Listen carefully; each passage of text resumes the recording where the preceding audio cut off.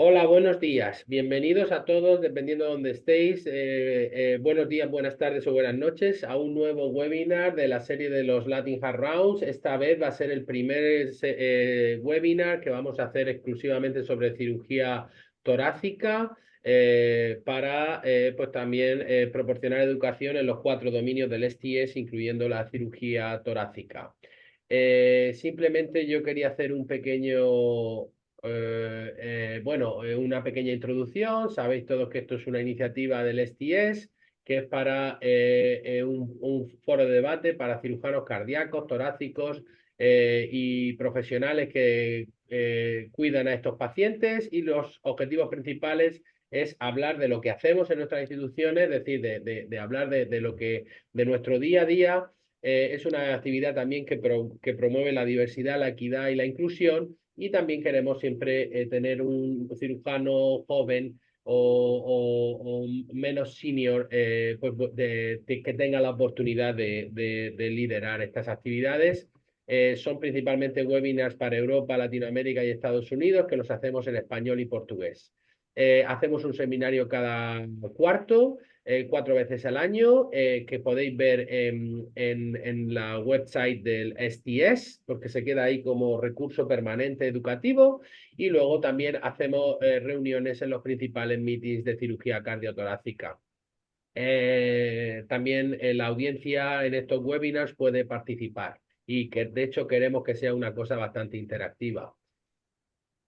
Bueno, simplemente empezamos ya hace más de un año y bueno, pues ya hemos hecho, este fue el primer seminario que hicimos, este fue el segundo, este fue el tercero de reparación mitral, hemos hecho otro también de endocarditis, como veis, componentes de gran relieve, europeos, estadounidenses y de casi todos los países de Latinoamérica. Y este es el último que hicimos, que fue de cuidados intensivos con Argentina, que lo hicimos sobre ECMO. Por último, como os digo, también hacemos webinars, hacemos mesas redondas en los principales congresos. Recientemente en el congreso de LEAX, pues este fue el panel que, como pues, todos conocéis, son cirujanos muy prominentes. Y tendremos el próximo en persona en el próximo STS de 2025 en Los Ángeles. Estas son todas las asociaciones que han ayudado y que participan activamente en la organización de estos webinars. Estamos muy ilusionados porque a partir de febrero esto se convierte en una actividad que va a coorganizar para algunos seminarios del STS con el American College of Cardiology. Y para este webinar, pues también quería destacar que la Sociedad Iberoamericana, la Sociedad Española y la Sociedad Brasileña de Cirugía Torácica han participado publicitando el evento. Y sin nada más, como tenemos muchas diapositivas y poco tiempo, quería dar a todos las gracias por vuestra atención y pasarle la palabra al doctor Andrés Obeso, que es cirujano torácico trabajando en Abu Dhabi, buen amigo que conozco cuando trabajábamos los dos en España, y él va a ser el que modere la discusión y el que modere el webinar. Gracias a todos por vuestra atención. Muchas gracias, Víctor. En primer lugar, darte las gracias por invitarnos a este primer webinar de Thoracic Latin Rounds. Y enhorabuena por la iniciativa. La sistemática del webinar hoy, en primer lugar, presentaremos un caso clínico bastante común que nos será familiar a todos en nuestra práctica clínica diaria. Presentaremos un caso sobre cáncer de pulmón en estadio localmente avanzado. Y a continuación tenemos un panel de expertos de muy buen nivel hoy. Y hemos dado una serie de ponencias cortas de unos 10 minutos sobre diferentes temas relacionados con este caso. Animar a la audiencia que al final de todo haremos una discusión conjunta, animar a hacer cualquier tipo de pregunta o duda que tengáis, aprovechar como he dicho, del altísimo nivel de los ponentes de hoy para esclarecer cualquier tipo de dudas o aclaración que necesitéis. Y por último, cerrar el webinar con una serie de conclusiones respecto a este tema. Sin más dilación, vamos a comenzar ya. Como os he dicho, va a empezar el doctor Francisco Suárez de la Clínica Santa María de Chile. presentándonos un caso típico de cáncer de pulmón en estadio localmente avanzado. Cuando quieras, Fran, puedes compartir la pantalla y vamos allá con el caso clínico. Muchas gracias, Andrés. Muchas gracias a todos por la invitación. Bueno, como le explicó Andrés, vamos a partir con un caso que es bastante común, pero no por eso es menos controvertido. Creo que era más controversial antes, ahora cada vez menos controversial la etapa 3, pero bueno, igual es donde más nos entretenemos nosotros conversando. Es una mujer de 67 años, muy fumadora, con un índice de paquete de años de 50 y con antecedente de policistemia vera, que se trataba con sangrías. En un control por un cuadro respiratorio, le realizan este TAC de tórax, que se llama a la izquierda de ustedes, y en el lóbulo inferior derecho aparece una masa eh, de, creo que eran 4 centímetros. Le hicimos un PET. Los PET de nosotros en la clínica, por algún motivo, vienen de abajo hacia arriba. Pero bueno, ahí aparece la masa en el lóbulo inferior derecho y una enopatía claramente captante subcarinal. Aquí están las imágenes que se ven un poco mejor. En el CT se ve claramente una enopatía subcarinal y todo eso brillaba en el PET. Hicimos un EBUS. En el EBUS salieron los ganglios paratraqueales negativos, la subcarina salió positiva y el 11R, que había uno que estaba un poco aumentado de tamaño, también estaba negativo. La resonancia de cerebro salió sin ninguna lesión. La histología de la punción del ganglio subcarinal mostró un adenocarcinoma G3 con esa inmunistoquímica que tenía un PL1 de 80%, un EGFR que era wild type y ALK negativo.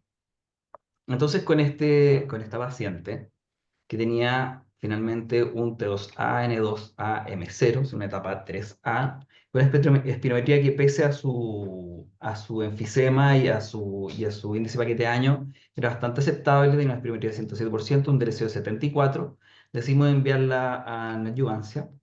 Se fue a tratamiento neoadjuvante con alinta, cisplatino y pembrolizumab, hicimos 4 ciclos, y esta fue la respuesta. Una franca respuesta. La subcarina, la masa del lóbulo inferior derecho también se achicó y por lo tanto, bueno, ahí se pueden ver comparados. El antes es el de abajo y el post-inducción es el de arriba. Desgraciadamente seguía captando, pero tuvo una buena respuesta. Con esto le hicimos una loectomía inferior derecha, una linfadenectomía. La cirugía sin ninguna cosa muy reseñable. el pa- Me dio la impresión a mí cuando la operé que había quedado todo perfecto, pero no quedó tan perfecto porque la paciente tuvo una fuga persistente, perdió aire 7 días, entre medio se enfisema subcutáneo, pero obviando eso, la paciente se fue al 8.º día en buenas condiciones.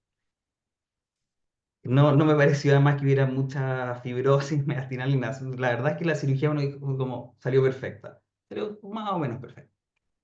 La biopsia mostró que había una respuesta patológica incompleta, que había un 20% de células tumorales viables. La histología final fue una adenocarcinoma G2 de 2 centímetros, PL1, con 0,39 ganglios estaban positivos, estaban todos los ganglios negativos. Entonces el YP fue un T2N0M0, T2 por el PL1 de la pleura. La paciente continuó después con pembrolizumab como monoterapia, no tuvo reacciones adversas y actualmente está absolutamente sintomática. Ya terminó el pembro, está sin evidencia de enfermedad y asintomática actualmente. Muchas gracias. Fran, solo una pregunta muy rápida. ¿Cuánto tiempo se le dio el tratamiento adyuvante con inmunoterapia? El adyuvante 1 año. Un año, perfecto. Bueno, pues si os parece, luego dejamos también un poco más preguntas para la discusión final. Muchas gracias, Fran, por exponernos este caso, que como hemos dicho es un caso muy común al que posiblemente todos nos hemos enfrentado ya en nuestra práctica clínica habitual en múltiples ocasiones y hemos discutido ese tipo de casos en los comités de tumores multidisciplinares.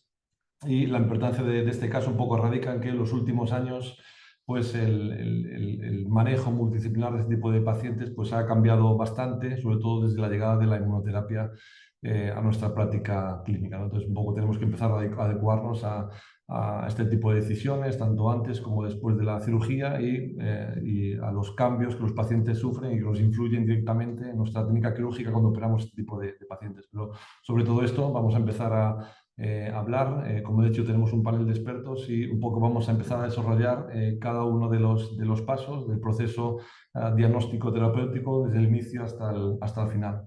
Entonces, comenzando por el principio, tenemos la suerte de contar con nosotros al doctor Gerardo Bruno. El doctor Gerardo Bruno es un gran amigo y excelente profesional, que él y su equipo lideran la cirugía torácica en Montevideo. He tenido la suerte de estar en su hospital, visitando su hospital en bastantes ocasiones en los últimos años, y puedo dar fe de ello. Hoy Gerardo nos va a hablar sobre todo el proceso diagnóstico en este tipo de casos, el proceso diagnóstico preoperatorio. Gerardo, sin más dilación, cuando quieras, por favor, comparte pantalla y tienes 10 minutos para desarrollar el tema. Hola, bueno, muchas gracias Andrés por tus palabras y muchas gracias por la invitación a participar en este prestigioso evento organizado por la STS, junto a tan distinguidos colegas, que aprovecho a saludar nuevamente: a Andrés, a Paulo Galde, a Ricardo Terra, a Estela Martínez, a Sergi Cal, a Francisco Suárez y a Víctor Bautista. También agradecer a todo el equipo organizador y decir que no tengo conflicto de intereses. A lo largo de esta charla, en 10 minutos, nos referiremos a la estadificación mediastínica, ya que el N2 representa un problema clínico significativo que se remonta a tiempos pasados y que hoy adquiere mucha mayor relevancia en función a los nuevos tratamientos. Intentaré explicar por qué es fundamental realizar una estadificación con certificación histopatológica. La importancia del tema radica en que el cáncer de pulmonar no microcítico sin extensión extratorácica, M0, el estadio N es el factor más relevante para establecer pronósticos y definir una estrategia terapéutica. En la diapositiva ya vemos como introducción la cartografía iliomediastinal y notaremos que el mediastino es asimétrico, ya que no existe un método que sea capaz de acceder a todos los ganglios o grupos. Entonces discutiremos, entre otras cosas, también la forma de combinarlos de la mejor manera. Una forma que me gusta de enfocar los temas es con preguntas, ¿no? ¿Por qué estadificamos? ¿Para qué estadificamos? Estadificamos para determinar la extensión anatómica del tumor y definir el N1, el N2, el N3 y traducirlo en un código de lenguaje internacional que sea homogéneo para todos, que es el sistema TNM, que actualmente entramos en la 9ª clasificación. Este sistema facilita el intercambio de información, permite ver la extensión anatómica del tumor, qué implicancias pronósticas y repercusiones terapéuticas tiene, y además resulta fundamental para evaluar ensayos clínicos, valorar tratamientos, identificar su grupo de pacientes, oportunidades terapéuticas y mantener un control de calidad en el manejo de la enfermedad. ¿Para qué estadificamos? La estadificación no es un fin en sí mismo, sino que es un medio para un objetivo mayor. Y en este caso, en esta época moderna, a realizar el tratamiento más individualizado, efectivo y preciso para el paciente. En la última década, el tratamiento del cáncer de pulmón está cambiando radicalmente, cambiando de paradigma, volviéndose cada vez más esperanzador y evolucionando en forma acelerada. Y su manejo ahora es claramente multidisciplinario, con múltiples estrategias de abordaje altamente especializadas. Y esto se debe a la heterogeneidad del grupo N2, que abarca desde situaciones anatomolesionales, desde un monoestación a estaciones múltiples, desde el N2 resecable hasta el N2 irresecable bulk. ¿Cómo estadificamos? El concepto clave es la estadificación histopatológica. Nosotros en nuestro servicio contamos con EBUS, mediastinoscopía, anatomía patológica y biología molecular. Y la estadificación siempre debe partir en forma gradual, como vamos a ver, y debe realizarse con un enfoque de invasión creciente, en forma secuencial, selectiva, completa, utilizando cada técnica en función de su accesibilidad y aplicabilidad a cada caso. ¿A quién estadificamos? A todos, excepto los nódulos menores de 3 centímetros que tengan localización periférica y en ausencia de afectación mediastino, en el mediastino o cambios metabólicos. La estadificación, reestadificación la va a dar el doctor Sergical. Y lo que quería definir un poquito la importancia, si bien no corresponde, la estadificación operatoria, que yo creo que sí es un fin en sí mismo y que sirve para el control locorregional, evaluar la respuesta a la enfermedad y asegurar la calidad del tratamiento. Y permite la validación terapéutica de la propia estadificación, ¿verdad? Para que una estadificación sea correcta, la tasa de ganglios N2 inesperados debe ser francamente menor al 10%. Vamos a centrar, estoy pasando a la siguiente. Hoy contamos, y nosotros nos manejamos con excelentes pautas, que son guías americanas, europeas, que reflejan diferentes realidades y todas con matices dicen más o menos lo mismo y todas están validadas. Y más o menos la secuencia de la estadificación va de lo menos invasivo a lo invasivo. Cada paciente que se considere para un tratamiento radical, que ya sea quirúrgico por quimio-radioterapia definitiva o tratamiento multimodal neoayudante, es fundamental realizar de entrada una tomografía de tórax y abdomen superior con contraste en todos los casos. Y también prácticamente en todos los casos un PET, una tomografía por emisión de positrones. La única excepción de un PET podría ser las lesiones en vidrio ilustrado. Y después tenemos la tomografía que vamos a buscar. Ganglios tiene todo el mundo, sino los ganglios que están en rango patológico, mayores de 1 centímetro en el eje menor del ganglio. Y en el PET, ¿verdad? La captación del rayo trazador. Además, el PET aparte es una especie de GPS, ¿no? Que permite ubicar y seleccionar las zonas para poder determinar. Nosotros nos manejamos, que es muy didáctica, la guía de la ESTS, que es muy práctica, que es, pedimos bueno, tomografía de PET, y si los ganglios son positivos, se pasa a un EBUS, en caso de tener la disponibilidad del EBUS o el EUS en función del grupo ganglionar, y si este negativo, ¿verdad?, se chequea con una mediastinoscopía. Hay que tener claro y bueno, y si los ganglios después son positivos, va a tratamiento multidisciplinario. Como vemos a la izquierda, los ganglios negativos y nódulos periféricos pueden eximirse de realizar estudios porque la probabilidad de encontrar ganglios es francamente menor al 10%.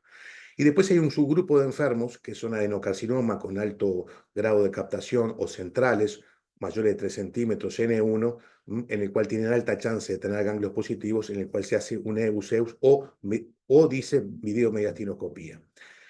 El O estaría en el sentido de que si fuera positivo, negativo el EUS, seguiría con una mediastinoscopía. Pero también hay que entender que ya hay muchos grupos que han validado las guías y bueno, si un grupo hoy tiene, esto muestran los nuevos trabajos, validada el EBUS, podrían prescindirse de una mediastinoscopía.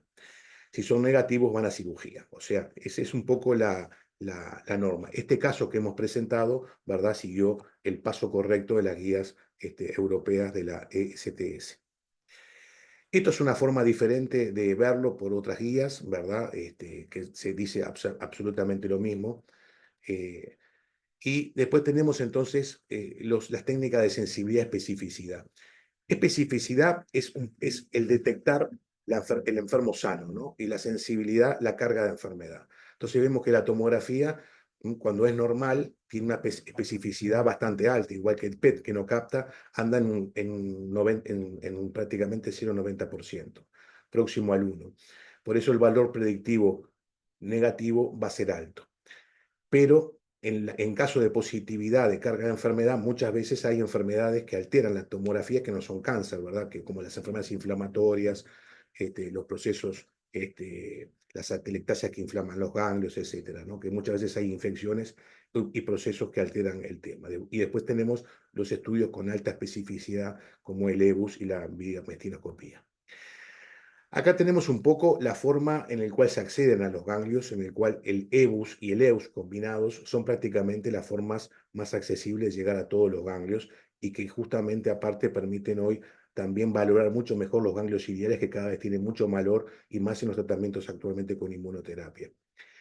vemos que hay un grupo de ganglios en la simetría del mediastino, que es el 5 y el 6, que merecen un mecanismo aparte porque no se accede por el EBUS ni por la mediastinoscopía convencional, y ahí tenemos diferentes técnicas donde estaría la mediastinotomía o la videocirugía como acceso a los grupos 5 y 6. Un tema también que no es menor, que poco se dice, es que cuando un centro no dispone ni de mediastinoscopía ni de EBUS, también la VATS puede ser un buen método estadificador de los ganglios tanto a derecha como a izquierda. Nosotros no realizamos BAMBLA, no realizamos TEMLA, ni tenemos experiencia en mediastinoscopía extendida. Estos los grupos aceptables, validados, que es lo mínimo que se debe evaluar en una mediastinoscopía: el grupo 7 obligatorio, el 10, R, L, los 4 y los 2. Un poco para finalizar, mostrar en nuestro servicio, tenemos un servicio de EBUS y nosotros nos seguimos con estas guías, un servicio de EBUS con 2 columnas, una columna de cirugía torácica y una columna de neumología, donde por ahí pasan los residentes, rotan los residentes en cirugía torácica que adquieren formación en EBUS y en endoscopía. Venimos presentando ya 2 años de la experiencia en la implementación en Uruguay, 100 casos. No tenemos un EBUS validado todavía como para confiar para hacer mediastinoscopía, porque la primera etapa fue una etapa de mucho diagnóstico, donde se fue construyendo la experiencia, y acá vemos claramente que el diagnóstico constituye el 56%, diagnóstico y estadificación 41%, y solamente en la estadificación 3%. Estamos entrando ya en una etapa en la cual estamos estudiando la validación del EBUS, y las estamos estudiando, y eso va a ser un estudio sobre el mismo. Bueno, es eso y muchas gracias. Perfecto. Gracias, Gerardo, por adaptarte al tiempo y por la importancia de la presentación y la calidad. Vamos a la siguiente presentación, que tenemos la suerte de contar con nosotros con Paula, la doctora Paula Ugalde, una cirujana de reconocidísimo prestigio a nivel internacional. Paula nos va a hablar hoy sobre la terapia de inducción, sobre las estrategias de tratamiento neoadyuvante en este tipo de casos. Paula, cuando quieras. Estás muteada, creo, no te escuchamos. Muchas gracias, Andrés, y muchas gracias a la STS por esta invitación. A mí me toca entonces hablar principalmente sobre los estudios que tenemos ahora sobre este tema, que incorporan en la estrategia neoadyuvante la inmunoterapia. Yo no tengo ningún conflicto con esta presentación. Desde abril, mayo de 2022 hasta mayo de 2024 de este año, 4 estudios fueron publicados en New England Journal of Medicine que presentan datos sobre este tema. Entonces, el primero fue el Checkmate 816, el segundo fue el Keynote 671, el tercero fue el Aegean y por último el 77T, que fue, como les digo, publicado este año. Yo voy a comentar muy poco sobre el diseño de cada estudio.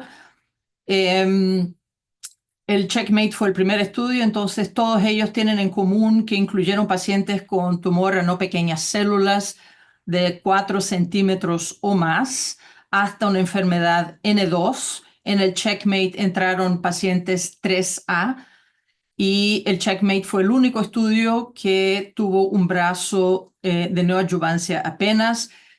4 a 6 semanas después, los pacientes siguieron a cirugía y la parte de adyuvancia fue hecha a criterio de cada centro local.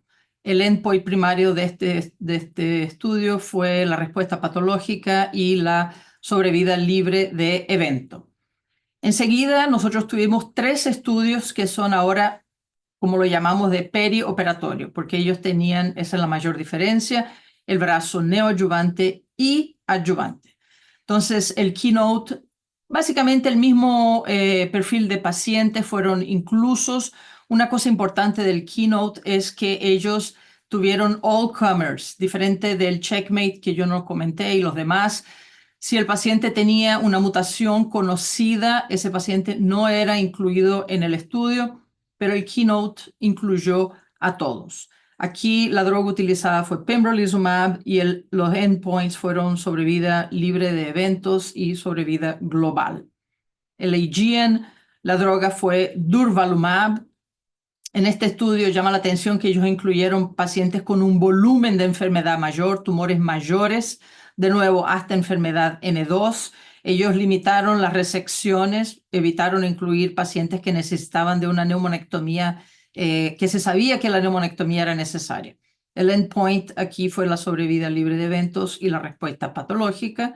Y por último, el Checkmate 77T, nivolumab de nuevo en neoadjuvancia y adjuvancia, mismo criterio de inclusión de pacientes que los demás. Algunos puntos interesantes para comparar entre los estudios. Primera cosa, el Checkmate es el estudio menor. Yo creo que eso va a causar con que la sobrevida global probablemente va a ser uno de los últimos que vamos a tener la sobrevida global. La mediana todavía no fue alcanzada.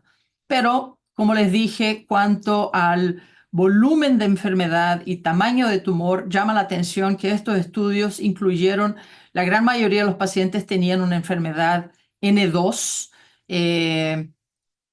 single station y multiple station, y la mayoría absoluta de la cohorte de pacientes tenía enfermedad de estadio 3, A o B, de nuevo hasta enfermedad N2. Llama también la atención que la tasa de resección completa fue bastante alta entre los estudios. Vamos a comentar entonces los endpoint primarios.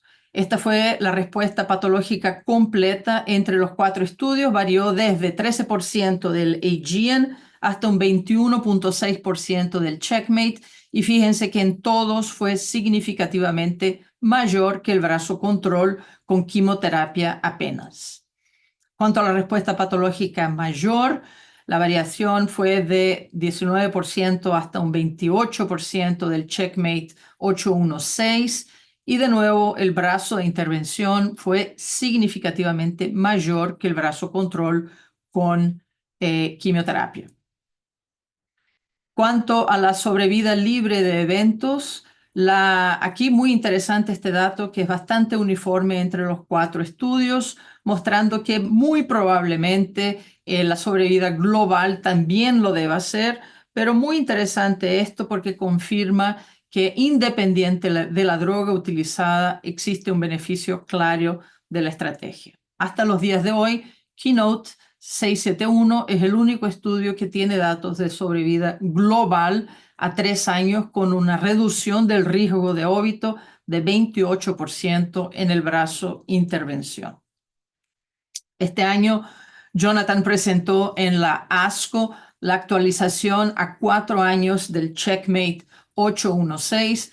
Como yo les dije, todavía desafortunadamente no alcanzó la mediana, pero claramente las curvas de sobrevida se separan de forma continua entre el brazo de intervención y el brazo control, mostrando el beneficio claro del uso de inmunoterapia en este escenario, independiente de la resección quirúrgica que sea necesaria. Y con eso el Checkmate confirma el beneficio a largo plazo de esta estrategia. Tina también en ASCO presentó una subanálisis muy interesante sobre el estatus nodal o linfonodal de los pacientes en estadio 3 que participaron del estudio. A mí me gustó bastante esta subanálisis porque este es un grupo de pacientes que yo creo que es el más controvertido entre todos nosotros. Vean que la respuesta patológica fue obviamente significativamente mayor en el brazo de intervención, pero en los pacientes con estadio 3N2, un 28.6% de los pacientes tuvieron respuesta patológica. En contrapartida, 31% de los pacientes no N2 tuvieron una respuesta, y de los N2, single station, 24.4%, y multiple station, 37.5%. sugiriendo que, por ejemplo, instituciones como las nuestras, que somos muy agresivos, nosotros tenemos un respaldo de la literatura de que existe realmente un beneficio para esta cohorte de pacientes. Y esta es probablemente la información más importante, mostrando que un 46% de los pacientes de este grupo tuvo un downstaging a N0, comparado con 36% del grupo de quimioterapia. Cuanto a la sobrevida libre de eventos, de nuevo se confirma el beneficio del uso de nivolumab en este grupo de pacientes de estadio 3. Aquí, desde el tiempo de la cirugía, tanto en pacientes con single station cuanto multiple station, y vean el hazard ratio del paciente con N2 múltiplo de 0.23, o sea, una reducción de riesgo de muerte de 77%, perdón, es bastante alto. Y cuanto al estatus de respuesta patológica, muy interesante ver que aún en los pacientes que no tuvieron respuesta patológica, vean el beneficio claro del uso de nivolumab comparado con los pacientes que tuvieron quimioterapia o placebo. Entonces, en esta subanálisis del 77T, la utilización de nivolumab en los pacientes con estadio 3N2 no afectó la resección quirúrgica, no afectó la tasa de resección R0 y estuvo asociado con un downstaging significativamente mayor y un beneficio de sobrevida libre de eventos, mismo en los pacientes que no tuvieron respuesta patológica. Jonathan también presentó este año el impacto de algunos factores quirúrgicos en la sobrevida libre de eventos y aquí de nuevo no hubo impacto en el tipo de resección o en la resección o en la tasa de resección y más o menos de la misma forma que fue estudiado en el otro estudio, el Keynote también muestra un significativo downstaging de los pacientes con enfermedad N2 de un 34.3% en el brazo de pembrolizumab contra 23.4% en el brazo de quimioterapia. Y en esta subanálisis del Keynote, la utilización de pembrolizumab no afectó de nuevo el tipo de resección quirúrgica, el tiempo hasta la cirugía, datos postoperatorios y estuvo asociado con mayores tasas de resecciones R0 y downstaging. Por último, yo creo que la pregunta que nos queda a todos es ¿qué es lo que debemos hacer? ¿Neoadjuvancia o neoadjuvancia con adjuvancia? El único dato de literatura que nosotros tenemos fue presentado por Patrick este año en el Mundial de Cáncer de Pulmón. Fue una comparación entre el CheckMate 816, que usó nivolumab solo en neoadjuvancia, versus 773, que usó el nivolumab en neo y adjuvancia, y el endpoint era la sobrevida libre de eventos. Y uno ve claramente en todas las subanálisis de este estudio que el grupo del CheckMate 77T tuvo un beneficio mayor que el CheckMate isolado. Por falta de tiempo no me voy a detener a detalles de este estudio, pero la subanálisis fue bien clara y esto, como digo, es el único dato que nosotros tenemos. Entonces, este es el nivel de complejidad que nosotros vivimos hoy en el escenario de early stage de los pacientes con cáncer de pulmón a no pequeñas células. Yo creo que lo único que hay que decir es que no se puede trabajar fuera de un escenario multidisciplinario, pero para concluir, nosotros tenemos hoy 4 estudios que confirman el beneficio en sobrevida libre de eventos en pacientes con estadio 2 y 3 con el uso de quimioterapia asociado a inmunoterapia.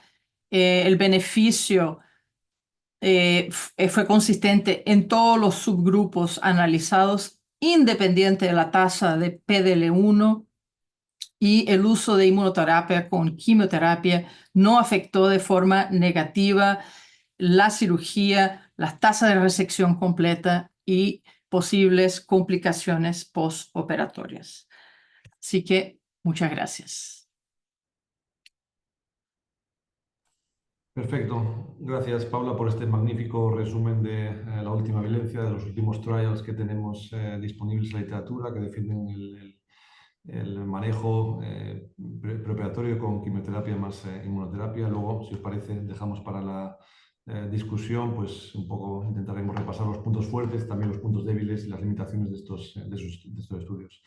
Bueno, continuamos con el siguiente ponente, es Sergi Cal, un gran amigo que trabaja en España, en la Mutua de Tarrasa, un centro con altísima experiencia en estadificación mediastínica, no solo con mediastinoscopia, sino también con BAMLA, con TEMLA. Y bueno, precisamente de eso nos viene a hablar hoy Sergi, de cómo reestadificar estos casos después de la terapia de inducción. Sergi, cuando quieras, puedes empezar.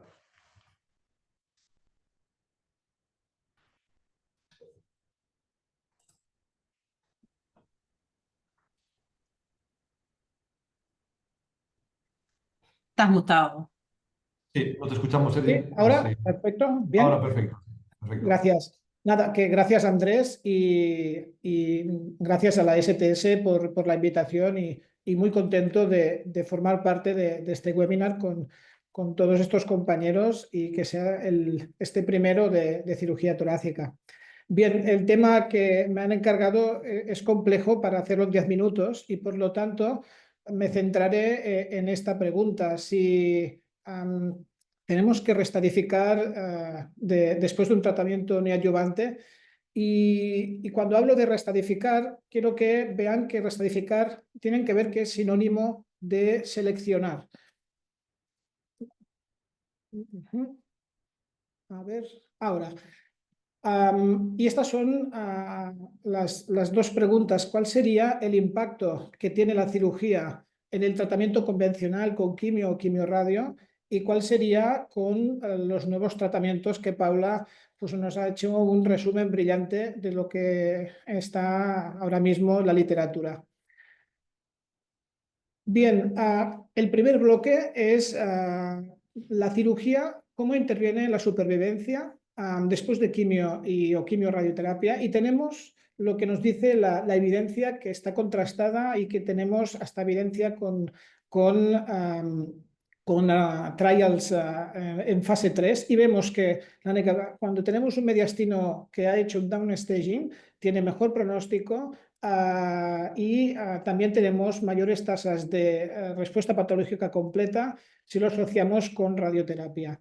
Con estas premisas y con esta evidencia que tenemos, me gustaría que vieran cuáles son los resultados de esta encuesta que se hizo a los miembros de la NCCN, que aunque tengamos mucha evidencia de estos datos, un mediastino negativo, vean que todo el mundo hace lo que quiere. La mayoría no restadifica, la mayoría opera directamente el single station, el 50% considera la cirugía en el single station bulky, el 39% en el multi-station no bulky y hasta en el multi-station bulky. Por lo tanto, parece que la evidencia no influye mucho a la hora de actuar en algunos centros.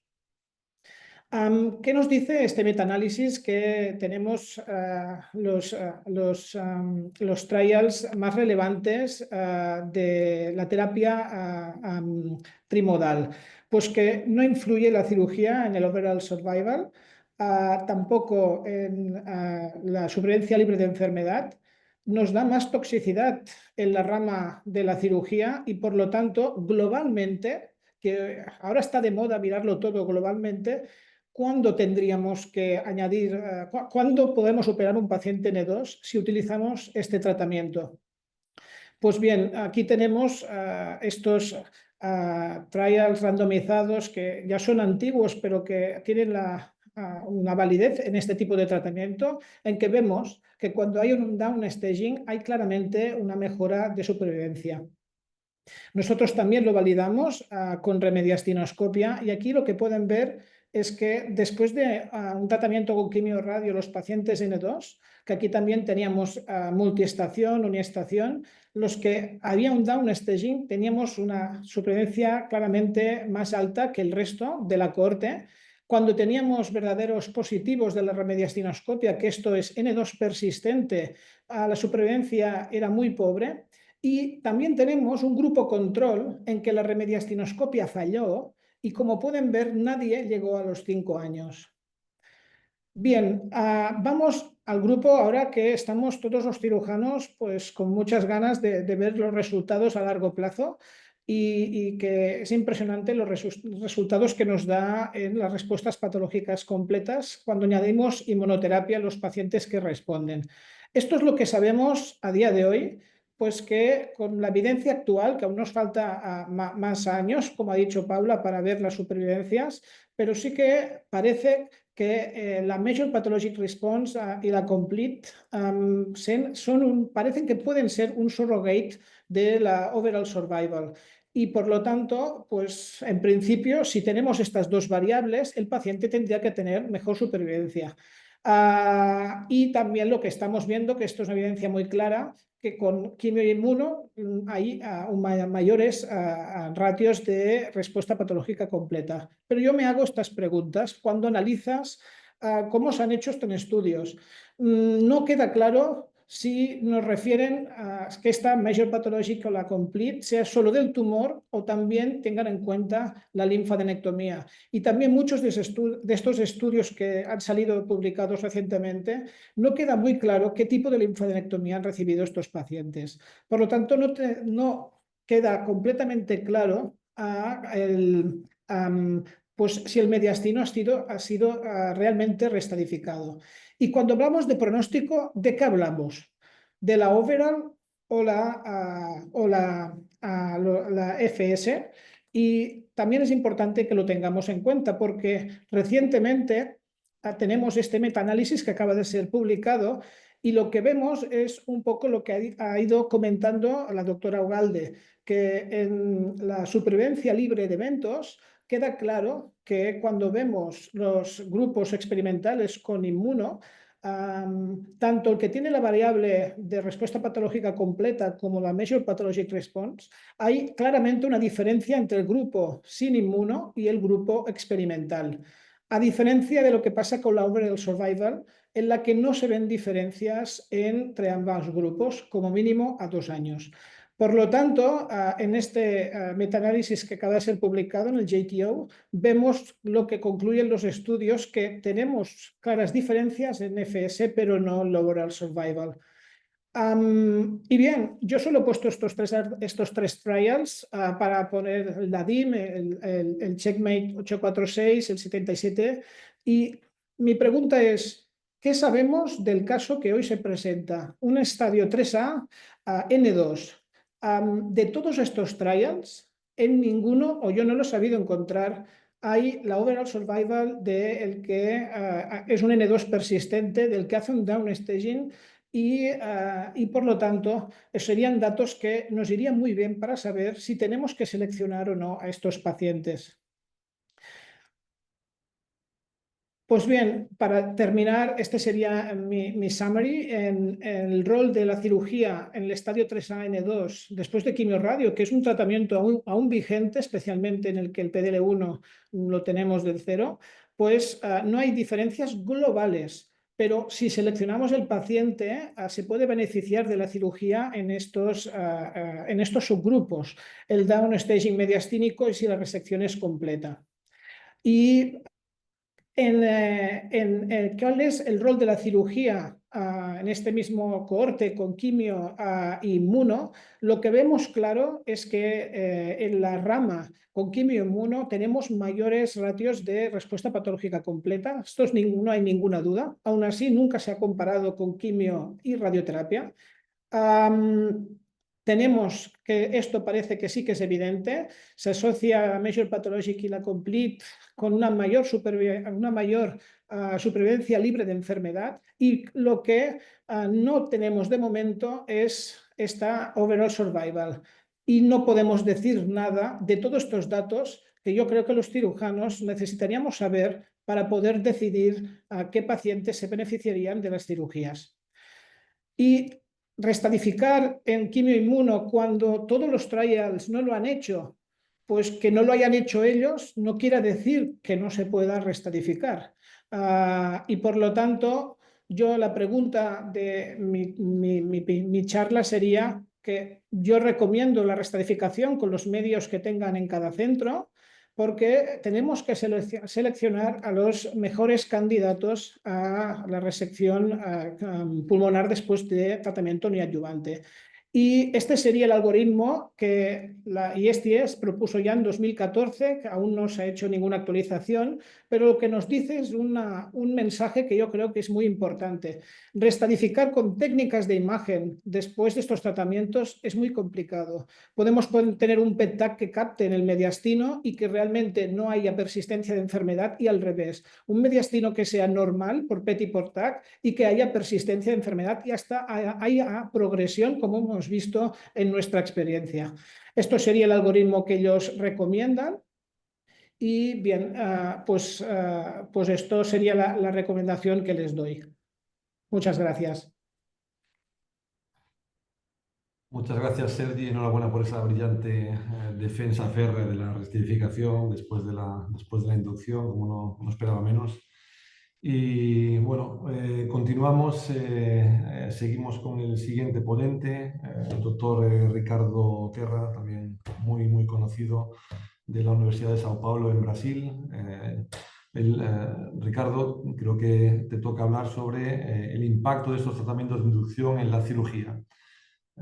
Esta vez vamos a hablar un poco de técnicas, de aspectos más quirúrgicos, más que oncológicos, y quién mejor que Ricardo para discutir este tema. Ricardo, cuando quieras. Muchas gracias.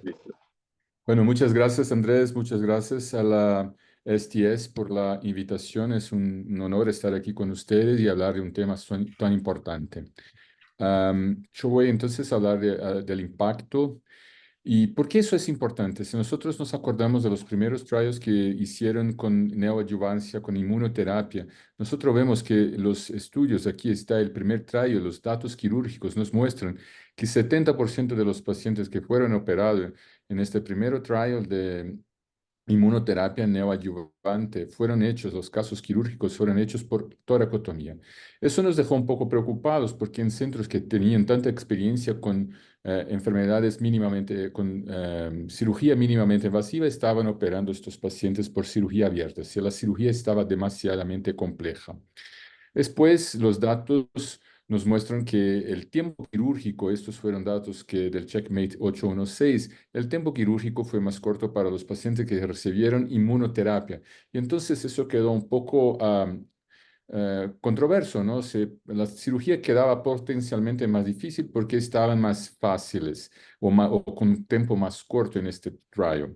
Les recomiendo ver este estudio que fue publicado este año, en el cual los autores nos dijeron con 44 pacientes que fueron sometidos sea a inmunoterapia con nivolumab o con nivo e ipilimumab, pero después de la cirugía preguntaron a los cirujanos cómo había sido la cirugía. Y es muy interesante ver que los cirujanos graduaron las cirugías de acuerdo con su complejidad y dijeron que en mitad de las cirugías, las lobectomías, por ejemplo, la cirugía fue más compleja do que una lobectomía estándar. Pero cuando fueron en más detalles por qué había sido más compleja, solamente mitad de estos casos que fueron más complejos, la complejidad estaba relacionada con la fibrosis de la inmunoterapia. Los otros pacientes, la cirugía fue más compleja porque son pacientes que tienen una enfermedad avanzada y que la cirugía sería más compleja con o sin la inmunoterapia neoadyuvante. Y entonces tenemos que esperar que cerca de 20% de los pacientes que reciben, 20-25% de los pacientes que reciben quimioinmunoterapia neoadyuvante tendrán procedimientos más complejos por la inmunoterapia. Pero la complejidad está muy relacionada como dijeron los autores, a una disección más tediosa, una disección más detallada, con un poco más de sangrado. Y en 3 de los 42 pacientes solo necesitaron procedimientos más avanzados para el control vascular. Entonces, tenemos que esperar que en alrededor de 7% de los pacientes que reciben una inmunoterapia neoadyuvante tendremos una cirugía que necesitará de maniobras más avanzadas. Y aquí nosotros preguntamos, entonces, ¿cuáles serían estos pacientes? ¿Podemos predecir quién serían los pacientes que necesitarían de las maniobras más avanzadas?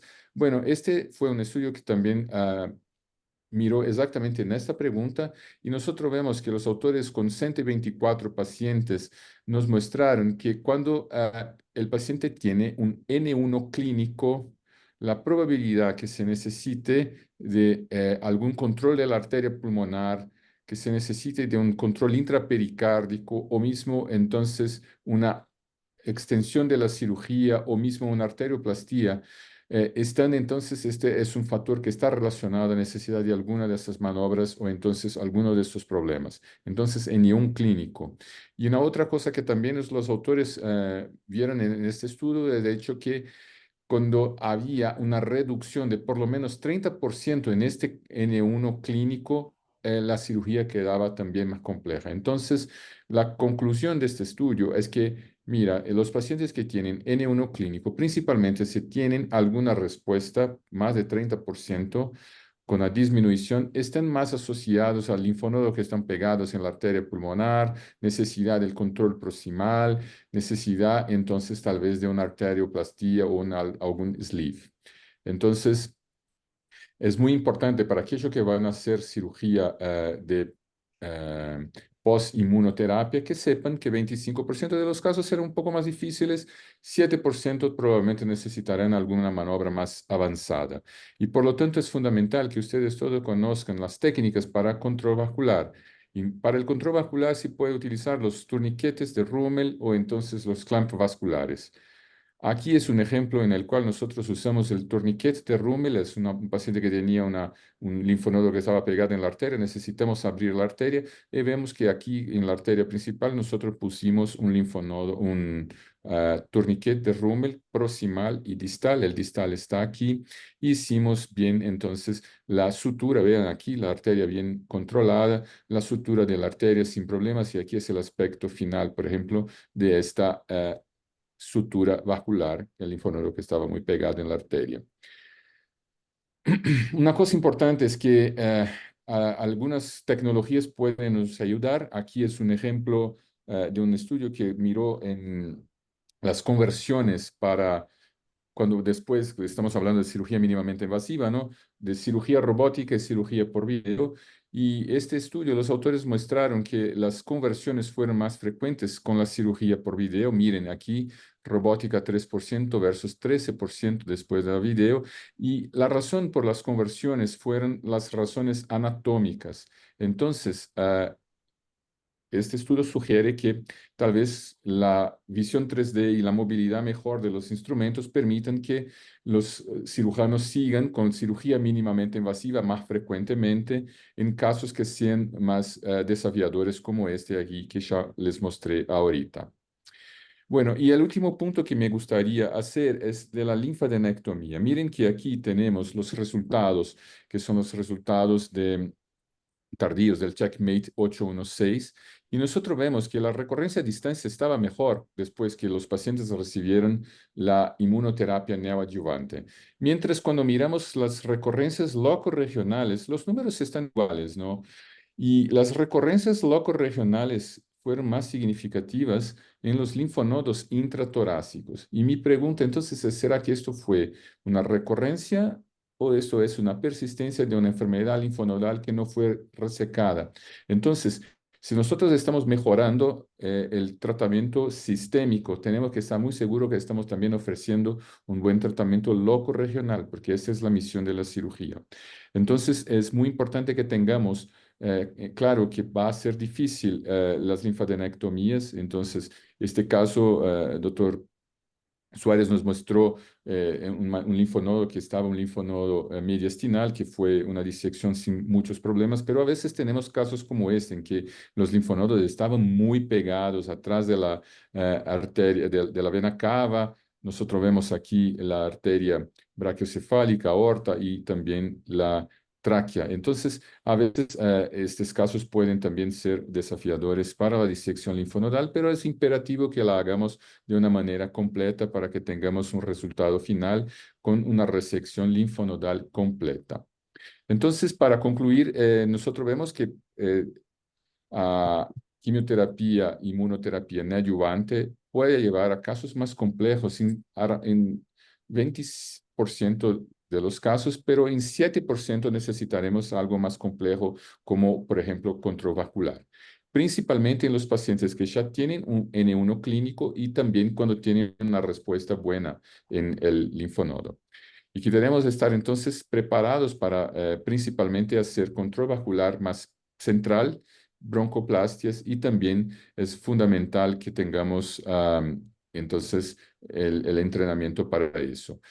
Otras tecnologías como la plataforma robótica puede ayudar, pero es muy importante entender que ahora más que nunca nuestra misión de hacer una buena linfadenectomía es fundamental. Muchas gracias. Muchas gracias, Ricardo, por esta excelente presentación. Nos has destacado las implicaciones que tienen esos tratamientos en la cirugía, que al final es lo que nos afecta en nuestro día a día cuando tratamos este tipo de pacientes. Luego, si te parece, en la discusión, pues indagaremos un poco más y te preguntaremos sobre tu experiencia en este tipo de casos. Bueno, y por último tenemos a la doctora Estela Martínez, lo mismo, una gran amiga, gran cirujana que trabaja en Bogotá, en Colombia. Y hoy a Estela le ha tocado la difícil tarea de responder en qué pacientes después de la cirugía debemos continuar con adyuvancia y en cuáles no. Estela, cuando quieras, puedes empezar la presentación. No te escuchamos, a lo mejor. ¿Me oyen? Ahora perfectamente, sí. Ok. Mil gracias, Andrés. Muchísimas gracias a la STS por la invitación. Es un gusto estar aquí aprendiendo de todos ustedes. Vamos a hablar de este tema de si hay alguna oportunidad para la terapia adyuvante, específicamente en casos como este. Digamos que acerca de la adyuvancia, pues todos sabemos que hasta el 36% de los estadios 3A solo que se trataron con intención curativa, solo sobrevivieron el 36% a 5 años, y que la quimio adyuvante, cuando se usaba solo la quimioterapia, daba una mejoría en la supervivencia a 5 años de alrededor del 5%. Los estudios, como ya nos los han mostrado, mejora esa posibilidad específicamente con inmunoterapia y terapias target. Y digamos que lo estrictamente adyuvancia, pues digamos hay dos estudios, pero cuando usamos, como en este caso, inducción y adyuvancia, pues estamos hablando más de terapia perioperatoria, que es pues a lo que me voy a referir principalmente. Para todo esto, y también basado en lo que ya dijo Paula, es importante considerar el examen molecular del tumor, porque sabemos que los que más se benefician son los que no son candidatos a terapia target, y obviamente en nuestra región la disponibilidad de las nuevas terapias. Este es el consenso de la IASLC en recomendaciones en cuanto a adyuvancia. Y pues ellos hablan que aún los pacientes que han recibido neoadyuvancia deben ser considerados para adyuvancia. Y específicamente en las condiciones para adyuvancia, ellos recomiendan combinar con quimioterapia y tener en cuenta el PDL1 en esos pacientes, y esto es lo recomiendan principalmente en los que son PDL1 positivos mayor del 50%, pero aún en los que son mayores del 1%. Este estudio al que fue presentado en ASCO y al que ya se refirió Paula, en el Mundial, perdón, nos muestra claramente en dos estudios diferentes que no se hicieron para comparar, pero que los comparan porque son hechos con el nivolumab, como los pacientes que recibieron nivo perioperatorio tienen unas curvas de supervivencia libre de eventos mejor que los que recibieron solamente la neoadyuvancia. Y lo llamativo de esto es que esas curvas se separan más cuando el paciente tenía un PDL1 menor del 1%. Esto parece que tiene que ver con que probablemente los que tienen PDL1 positivo pues tuvieron su mayor beneficio con la inducción. Pero digamos, esto nos empieza a dar una respuesta de cómo la terapia perioperatoria sí puede ser útil. Por otro lado, están relativamente recién publicados hay dos metaanálisis en que comparan terapia perioperatoria con neoadyuvancia y la verdad, ellos en ninguno de los dos encontraron realmente un beneficio en supervivencia global ni en supervivencia libre de eventos. Esta es la curva de este metaanálisis. Y también quisiera volver a mostrarles un poco los resultados del Keynote 671, ya que el Pembro fue el medicamento que usamos como neoadyuvancia en ese caso.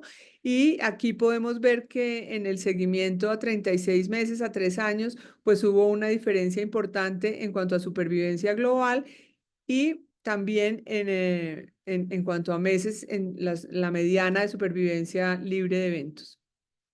Entonces, ¿qué es importante para decidir? Pues que haya una evaluación por un grupo multidisciplinar, que se haya hecho un adecuado testeo molecular, que se haya evaluado el R, si la cirugía fue completa o no, que evaluemos la respuesta patológica que tuvimos y creo que hacia el futuro vamos a tener la posibilidad, ya es el presente para algunos, de evaluar el DNA circulante como un reflejo de lo que podría ser la enfermedad mínima residual. Digamos, esto es una promesa. Este artículo nos muestra cómo, pues, en el futuro los tumores que se resecaron podemos evaluar y tener una idea de si hay enfermedad mínima residual, no vista por imágenes. Y en conclusión, los pacientes que se benefician de continuar inmunoterapia como terapia adyuvante, pues serían primero los que no alcanzaron una respuesta patológica completa, como en este caso que ni siquiera alcanzó una respuesta patológica mayor. De pronto, entre los que alcanzaron una respuesta patológica completa, uno podría pensar en evaluar la enfermedad mínima residual para decidir si le obvia al paciente, sobre todo en países como los nuestros, el costo de una terapia adyuvante, cuando uno cree que ya tuvo una respuesta completa. Y es importante pensar que si los pacientes tuvieron una respuesta patológica completa, probablemente no sean candidatos a recibir inmunoterapia adyuvante, debido a que esos ya se ha demostrado que tienen excelente pronóstico y pues la controversia va a ser hacia adelante en el monitoreo del DNA circulante para considerar o pensar en que hay enfermedad mínima residual o no. Muchas gracias.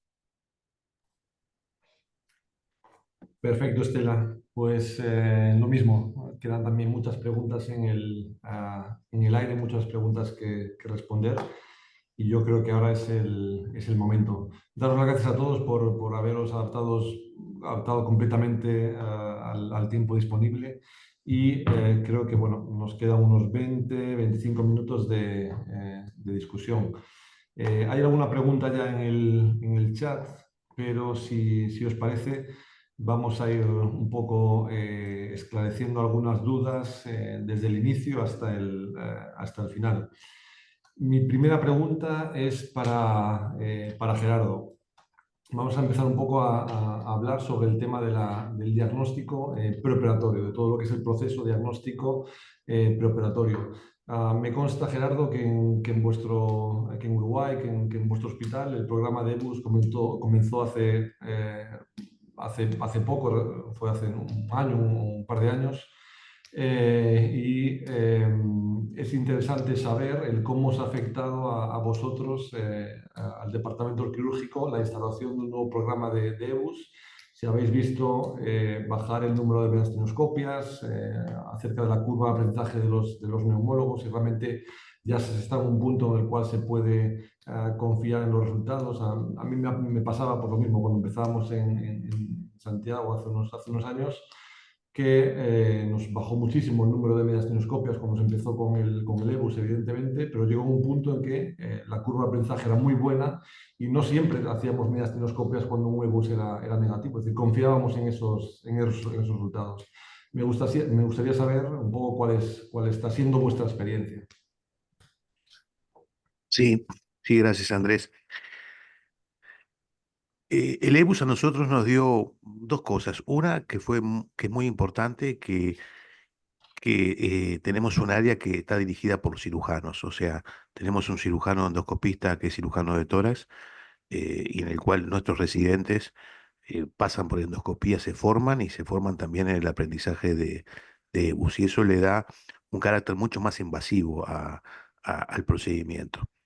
Eso es un tema importante. Y después sí, coincido, tuvimos una primera experiencia en 2 años y ahora prácticamente sí confiamos intuitivamente en el EBUS, bajaron enormemente las mediastinoscopías y estamos en una etapa que vamos a empezar a estudiar, que es el próximo proceso que vamos a hacer, es un poco estudiar un poco la validación vamos a hacer un trabajo con los enfermos resecados, en el cual nosotros hacemos un vaciamiento completo y bueno, chequeando un poco el número, tener una experiencia propia del N inesperado que encontramos, el N2 inesperado, que es bajo, ¿no? Pero es una experiencia muy positiva y sí bajó la mediastinoscopía. Y hoy sí confiamos en el EBUS, en la experiencia de los técnicos que ya lo tienen. Perfecto. Sergi, respecto al N2 inesperado, ¿qué es lo que aporta el Barney Intella que no aporta la mediastinoscopia? La tenías a punto, la pregunta, Andrés. Estaba Bueno, clara. yo creo que habéis explicado muy bien pues, lo que tienen que hacer los centros que empiezan con EBUS y que es ir validando pues, la sensibilidad, el valor predictivo negativo y ir viendo pues, eso, cuánto de fiable es la técnica. A ver, el problema es que hablamos siempre, y creo que los últimos años, no sé si es por los trials o siempre estamos hablando siempre en global. Y parece que todo es en global y no vamos viendo los subgrupos. Nosotros lo que vemos es que el EBUS en nuestro centro, que es un EBUS de una calidad extrema, porque el que lo hace es un neumólogo con una amplia experiencia, el equipo también, están 1 hora y media, tienen corebiopsia, están ahí con anestesista, citólogo. Es algo exagerado, hasta están más que nosotros haciendo un BAMBLA, pues tienen muy mala sensibilidad con el mediastino normal, hasta el punto que nosotros estamos haciendo el contrario. Después de 10 años de instaurar el EBUS y con buena experiencia, estamos quitando indicación de EBUS en esos casos en que el EBUS está siendo poco rentable, y sobre todo es en el N1 y en el mediastino normal. Por lo tanto, yo os puedo dar datos acabados de publicar en el Journal Thoracic Cardiovascular Surgery, saldrá el mes que viene, y tenemos un 42% de N2 insospechado en los N1. Es muy alto. Por lo tanto, yo simplemente vigilen mucho. Y después también hay otro escenario que dudo mucho que se pueda validar, que son los tumores izquierdos. Como mínimo en nuestras manos, no podemos explorar bien a la estación 4R ni la L. Y la L tendría que ser pues, obligada. Y no lo hacemos, porque desde la VATS o desde lo que queramos, como mínimo en nuestro centro, tendríamos que desdoblar la aorta y la pulmonar para validar el EBUS. También le animo a Gerardo que cuando ahora validen su EBUS, que en el próximo estudio que tendrán, miren si ven diferencias en supervivencia en tumores izquierdos y en tumores derechos, porque esto también puede ser muy interesante y hay muy poco publicado en la literatura. Y no sé, y me ha gustado mucho lo que Ricardo Terra ha comentado en la técnica quirúrgica, que es que al final, ¿cómo sabemos si ha habido una major pathology o una complete si no quitamos los ganglios? Y como él ha dicho muy bien, Es que puede que no tengamos recidivas locales, es que ya estaban. Y al final estos datos lo consideramos un R0 y no lo son. Yo me he dedicado en los últimos meses a mirar toda la metodología quirúrgica de todos los trials y es muy poco estricto lo que es la rama quirúrgica en la forma de dar los datos. Muy poco estricto. Yo creo que cada centro tenemos que ir viendo los resultados y es un arma muy poderosa, la inmuno, en el que funciona. Y creo que ha dado un dato muy bueno a Paula, que me ha gustado mucho, que es el del ASCO, que en un 46% tenemos down staging. Pero, ¿y en el 54% qué les pasa? ¿Qué les pasa? Y este 46% de down staging tiene overall survival. Nadie nos lo dice. ¿Por qué no sabemos la overall survival a 5 años de algunos estudios o a 3? Que es difícil de calcularla, yo no lo entiendo. Me cuesta. Nada, lo dejo en el aire. Sergi, estoy de acuerdo. ¿Crees que, como dices tú, me gusta esa palabra, ¿no? Creo que estamos globalizando demasiado los pacientes y cada vez los pacientes llegan al quirófano con menos información de la que deberíamos tener.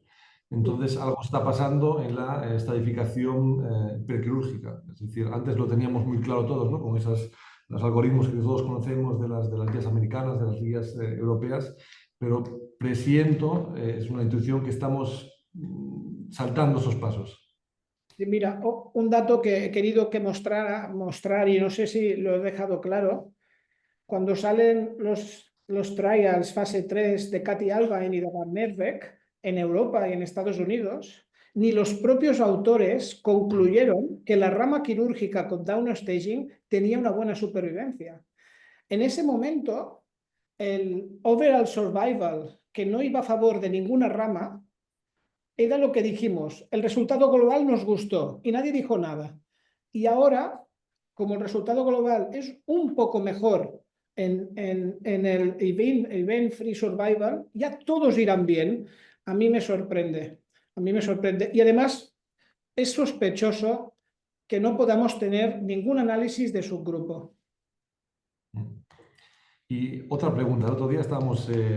Andrés, Sí, ¿puedo hacer una pregunta a sí, Sergi? por supuesto, claro. Lo que pasa es que, o sea, yo creo que la mirada nihilista de Sergi colabora en la creación de conocimiento, pero tengo una duda respecto del enfoque de lo que presentaste tú. Cuando tú tienes un paciente que fue a inducción con quimioinmuno y tiene una buena respuesta, pero en tu red de estadificación tiene una E2 persistente, ¿tú no lo operas? Porque a diferencia de en las otras guías y en la otra evidencia que tenemos, actualmente no tenemos ninguna evidencia para no operar ese paciente, ¿cierto?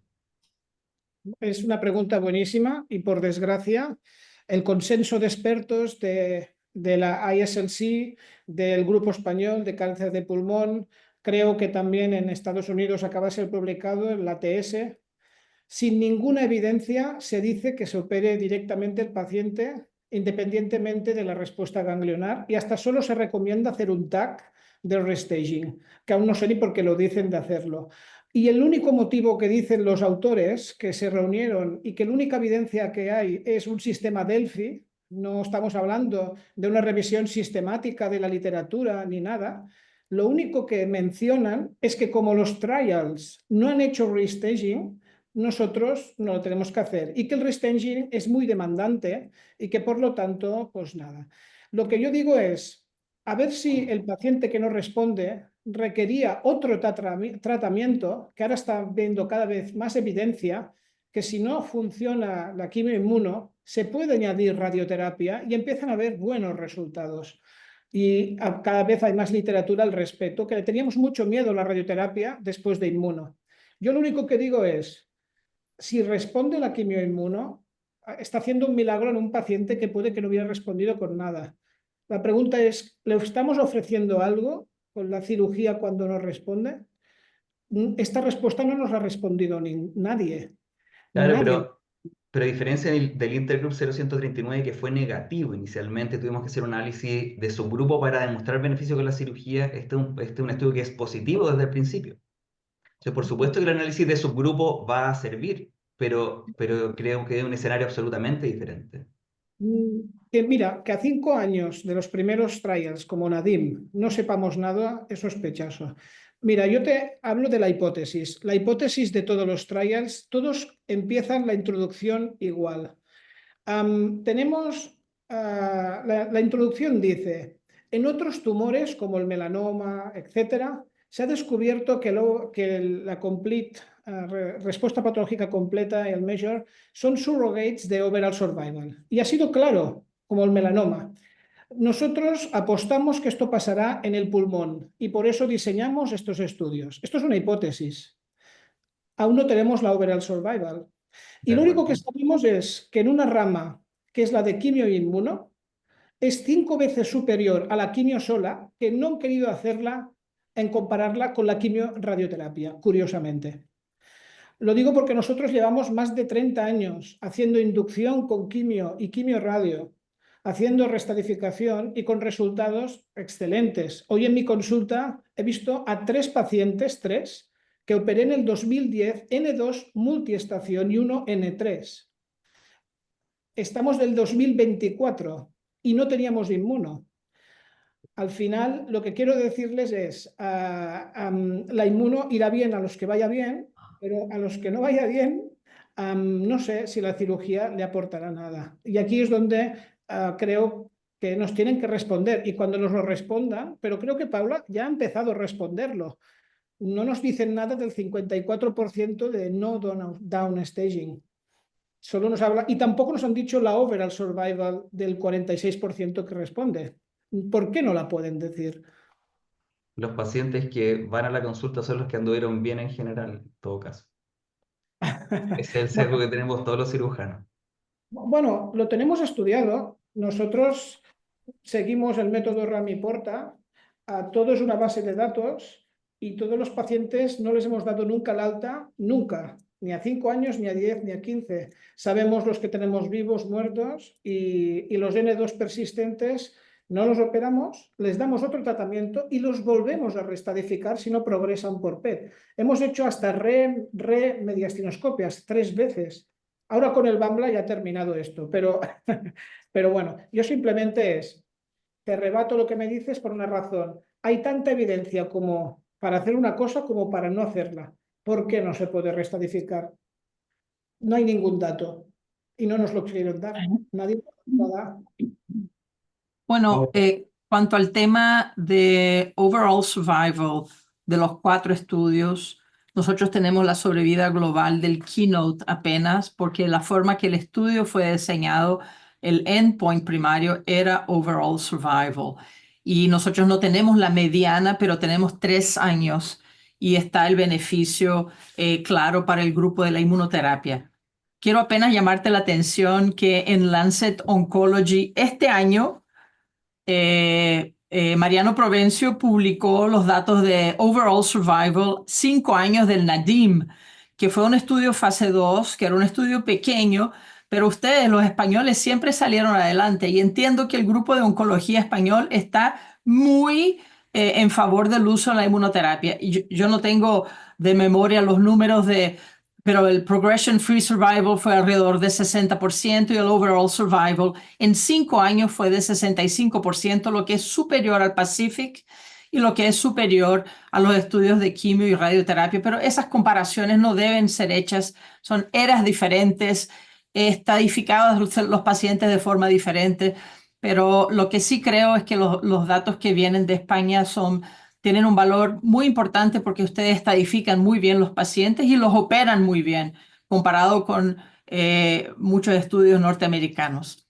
Entonces, ese sería mi comentario. Yo creo que Ramón también me hizo una pregunta sobre los datos de sobrevida. No hay lugar a duda, es indiscutible que la presión de la farma tiene aquí un papel importante, no podemos negar eso. Los estudios fueron diseñados con un endpoint de respuesta patológica completa y como tú lo dijiste, FDA aprobó los cambios y ahora NCCN, que es la guía más importante para nosotros aquí, dice que el standard of care es ese. ¿Lo hicieron de forma correcta o no lo hicieron de forma correcta? ¿No esperaron los 5 años?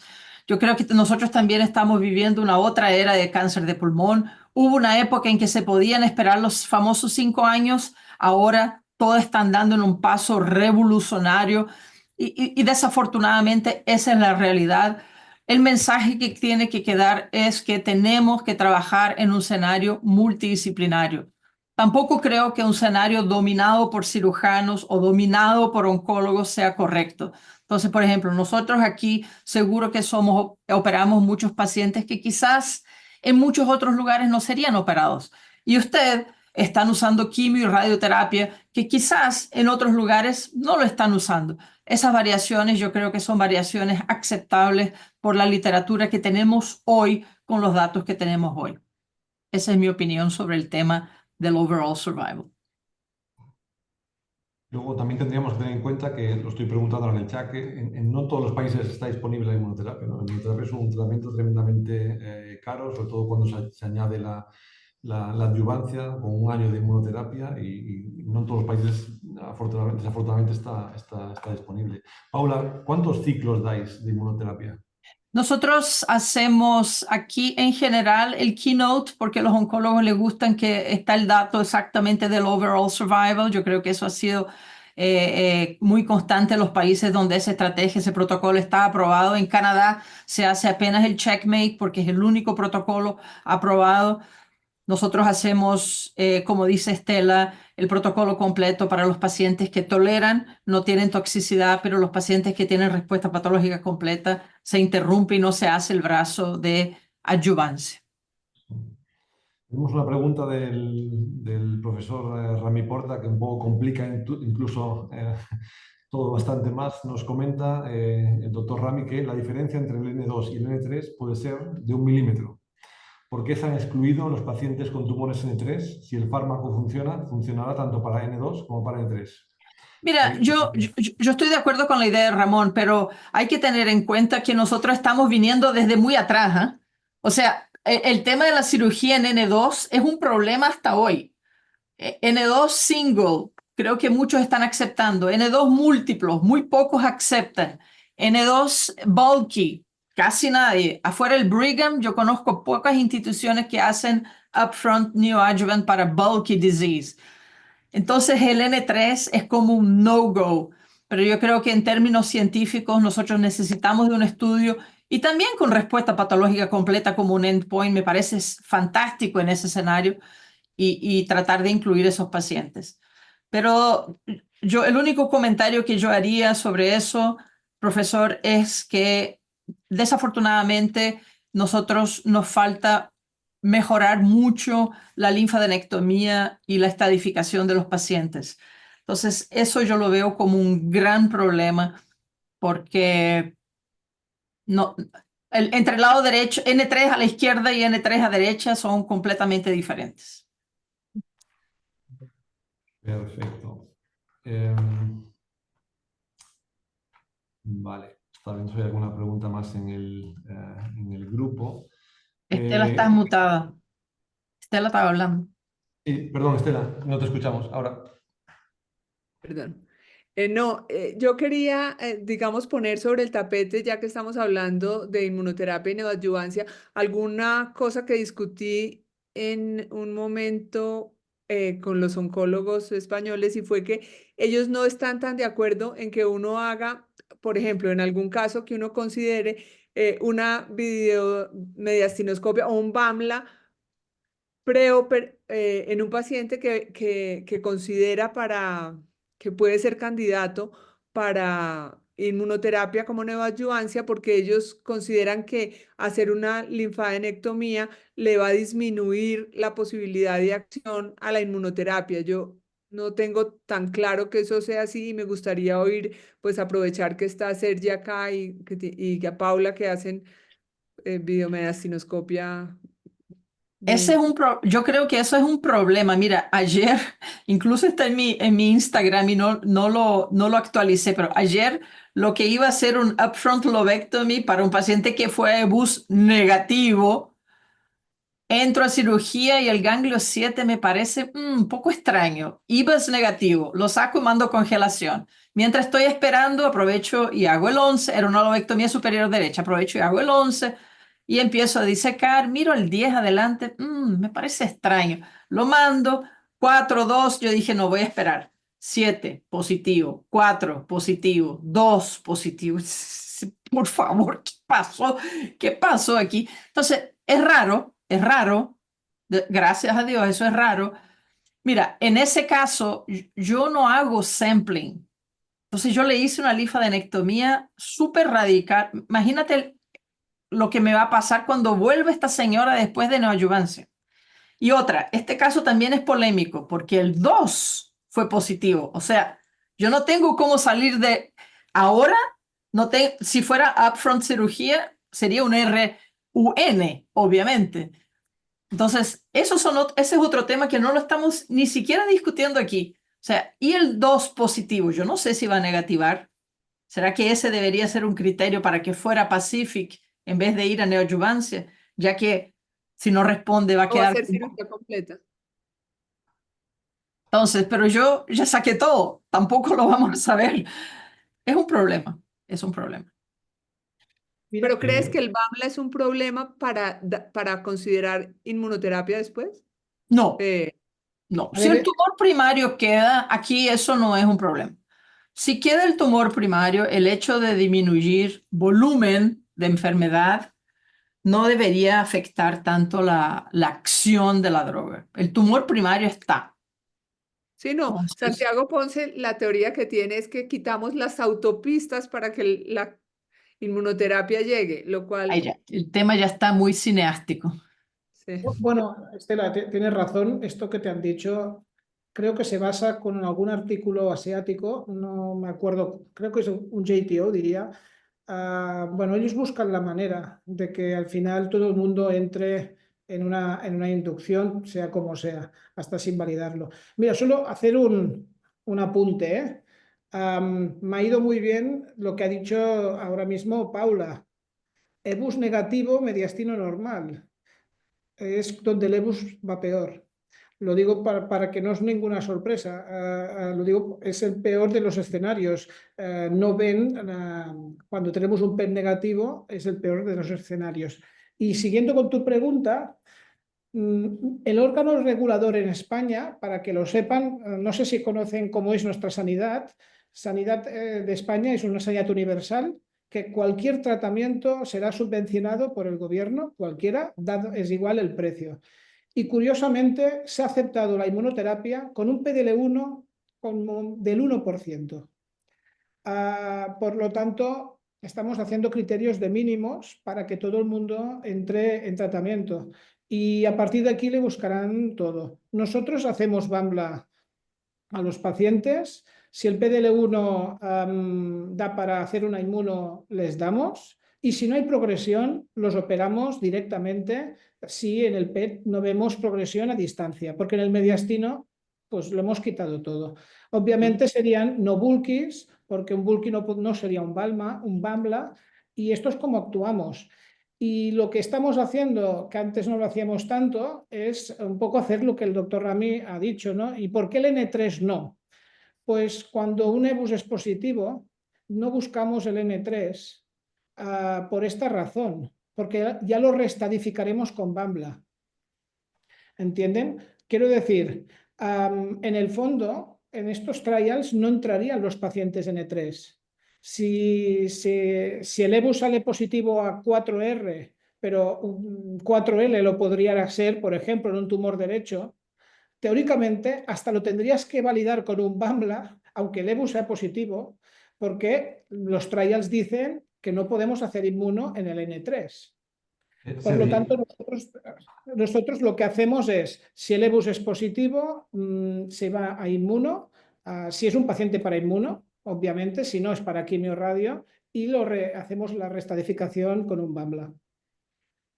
Sergi, nos queda muy poco tiempo de discusión y no quería perder la oportunidad de hacerle alguna pregunta a Ricardo, que nos habló un poco de aspectos más puramente quirúrgicos, de cómo afecta la inducción a la cirugía. Ricardo, En todos estos trials que hemos estado repasando, pues los datos que tenemos van a favor de que con inmuno y quimioterapia pues tenemos mayor número de cirugía minimamente invasiva, menos toracotomías, más lobectomías, menos neumonectomías respecto a aquellos pacientes que reciben solo quimioterapia. ¿Cuál sería tu explicación? ¿En qué afecta la inmuno para que los resultados quirúrgicos sean mejores?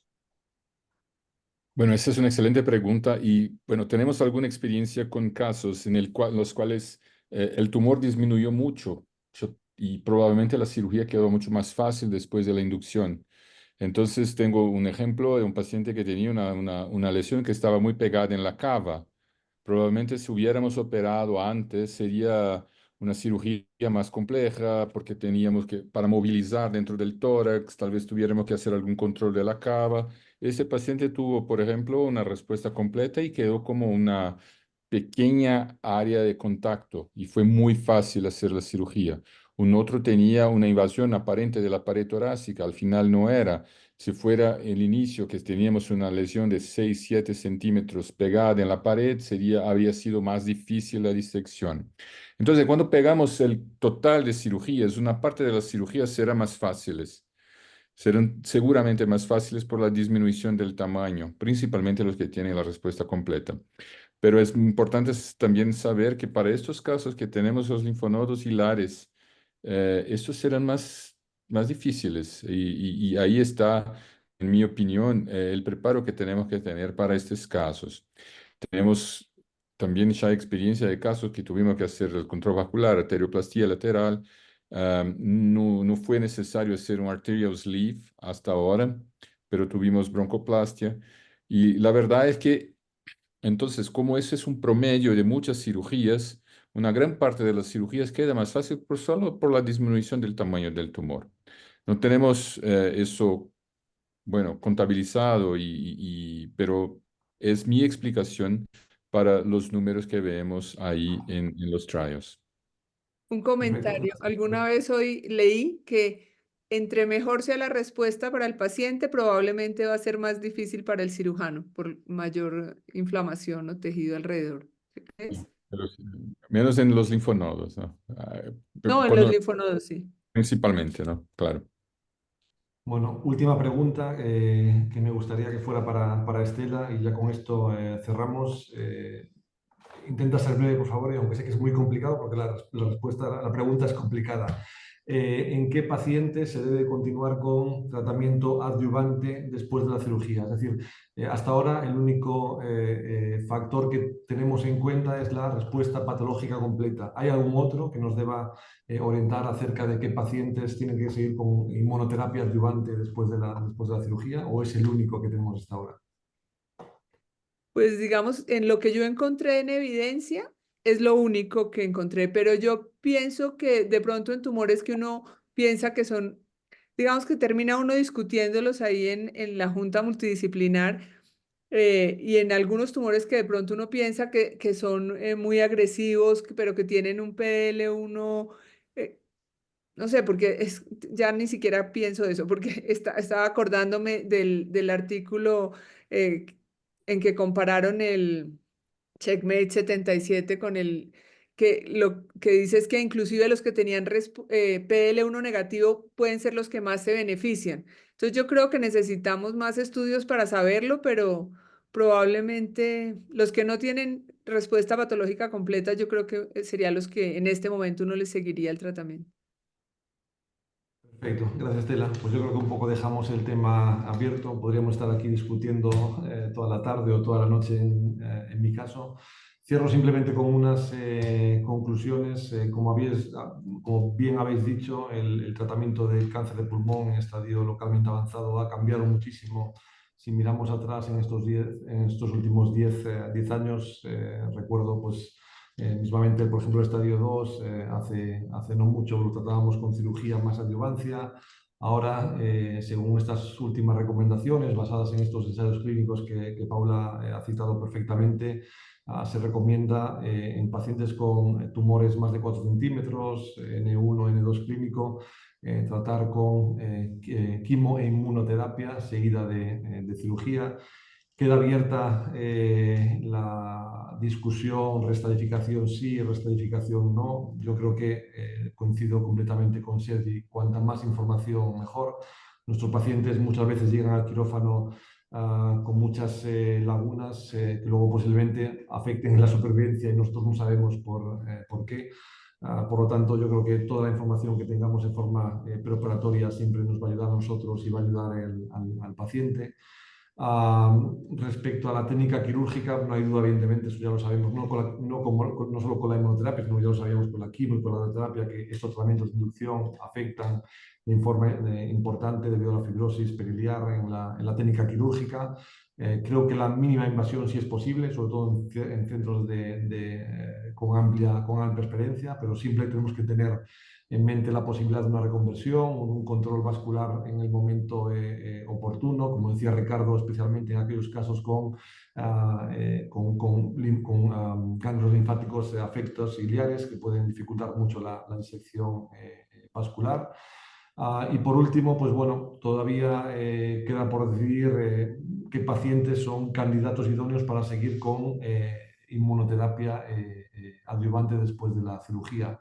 Le preguntaba a Estela si realmente el único parámetro que debemos ver es la respuesta patológica completa o debemos fijarnos en algún otro parámetro, siempre teniendo en cuenta la importancia también del impacto económico que se tiene en un sistema de salud público o privado para el paciente.